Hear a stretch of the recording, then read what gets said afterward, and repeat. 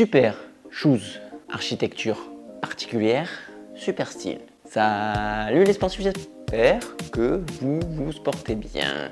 Qu'il fasse beau, qu'il fasse gris, qu'il fasse chaud, qu'il fasse froid, le sport doit être là.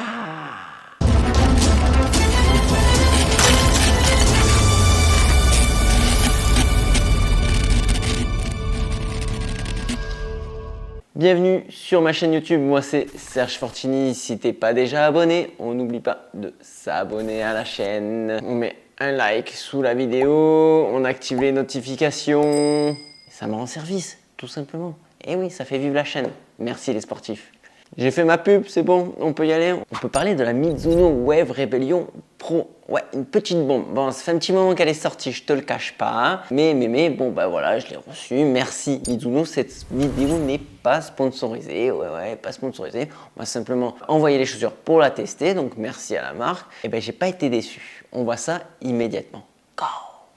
Je te le dis tout de suite, cette chaussure, elle n'est pas pour les débutants. Ouais, d'entrée, tu vas sur le site web, c'est marqué. C'est une chaussure, elle est donnée pour faire du moins de 2h30 au marathon. Moins de 2h30. Perso, j'y suis même pas. Hein. Donc oui, c'est pour l'ultra performance. Elle est super stylée, tu la trouves en plusieurs coloris. Donc comme tu peux le voir à l'écran, moi je l'ai reçue dans une style un peu jaune-bleu, bicolore. C'est super sympa. Enfin moi j'aime bien. Si tu le suis sur les réseaux sociaux, là, juste ici, tu sais que j'aime la couleur, j'aime la diversité. Je suis pas très gris. Faut être content dans la life, hein, d'accord? Bon allez, parenthèse faite.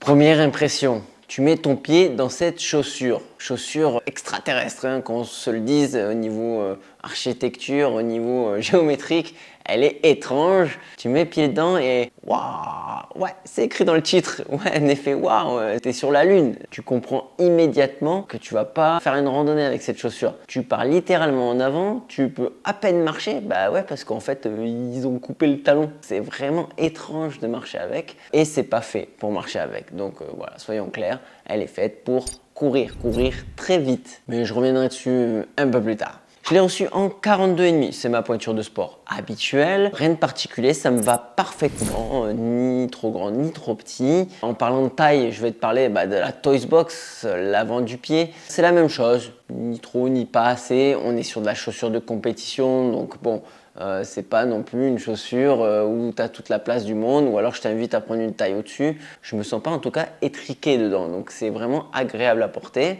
La tige vient faire son boulot également, hein, puisque elle est dans une matière très agréable, très respirante, te protège un tout petit peu, il y a un peu de pare-pierre à l'avant. C'est pas une chaussure de trail, hein, donc on veut de la légèreté, on veut de la respirabilité. Je remonte un petit peu sur celle-ci, on a des lacets on ne peut plus classique plat, qui font le travail normalement. Là, il faudra faire un double nœud. La languette, quant à elle, est complètement libre à l'ancienne, mais il y a 2 points d'attache sur le lacet, donc ça c'est bien fait et du coup ça bouge absolument pas. Agréablement surprise, super légère, tu l'oublies immédiatement cette languette. On va parler du poids, je l'ai pesé à 213 grammes, extrêmement légère, hein, oui évidemment, on est sur de la performance, faut que ça soit light.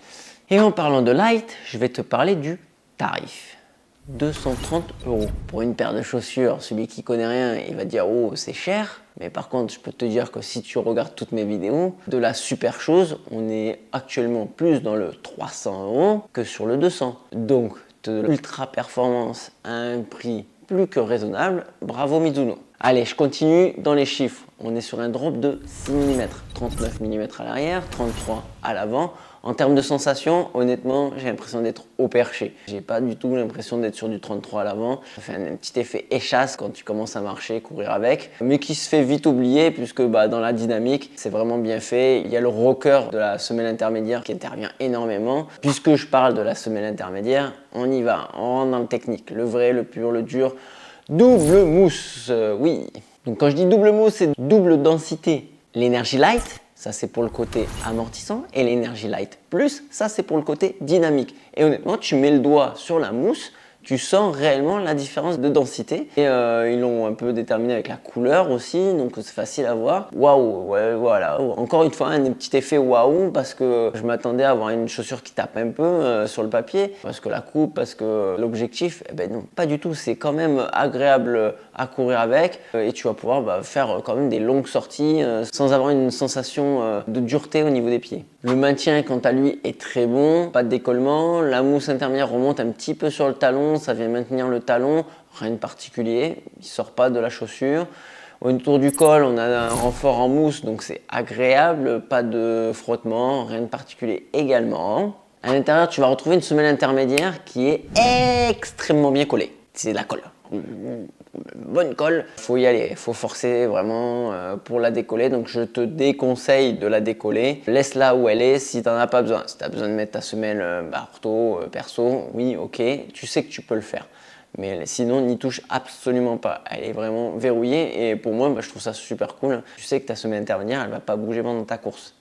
Puisque je parle de semelle, la semelle extérieure, quant à elle, c'est du G3, caoutchouc G3.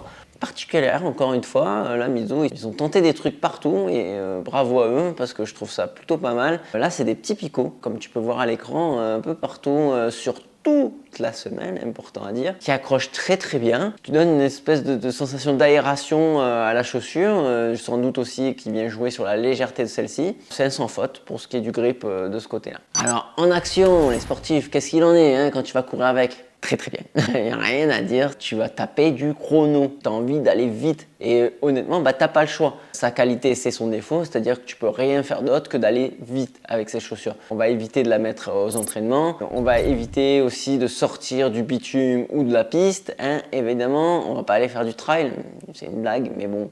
On ne sait jamais s'il y en a un qui va aller faire du chemin, du petit caillou, à tes risques et périls. Le cramponnage, il est quand même présent si tu es amené à faire un peu des graviers. Mais bon, c'est vraiment pas fait pour ça. Il y a la technologie Smooth Speed Assist. Ça, c'est le fameux rocker avec le sans talon et la découpe, la géométrie de la semelle intermédiaire.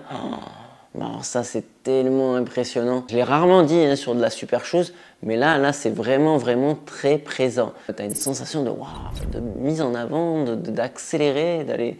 Ça va tout seul. Mais il faut être un bon coureur. Je le répète, ça fait plusieurs fois que je le dis, mais je te le redis. On sait jamais sur cette vidéo que tu es débutant, tu dis « Oh, je vais prendre celle-là, ça va aller courir vite. » Non. Pas sur une chaussure normale et après tu viens sur ça. Conclusion, les sportifs. Tu l'auras compris, cette chaussure, je la kiffe. Ouais, tu as risque de me voir avec au pied sur la compétition en athlétisme. Il est là le résumé. Très bonne chaussure, bon rapport qualité-prix. Prise de risque de Mizuno au niveau des technologies, ils ont bien fait parce que c'est très bien. Moi, elle me convient bien également au niveau du chaussant. Ça, je t'invite à aller dans un magasin comme d'habitude à tester les chaussures. On a tous des pieds différents. Si tu as des questions, t'hésite pas à les mettre en commentaire. Je me ferai plaisir d'y répondre ou de discuter de la pluie et du beau temps avec toi. Sinon, je te dis bonbon et saucisson. Sportez-vous bien surtout. Machina.